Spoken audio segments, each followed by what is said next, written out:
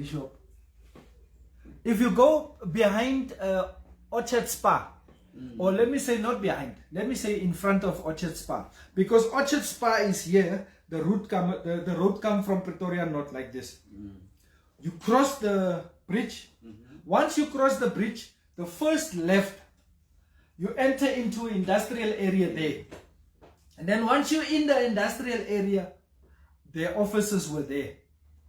Big place, enough.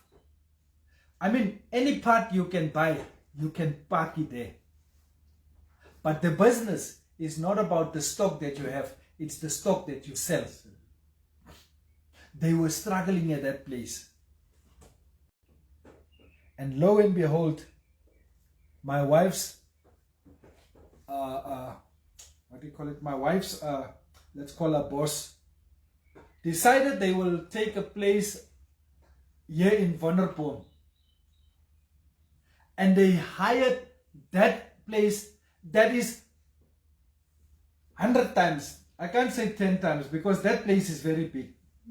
It was huge from where they are now. So the place being big didn't make the money. But the place that is small make the money. Without having a promise of a salary, she worked diligently.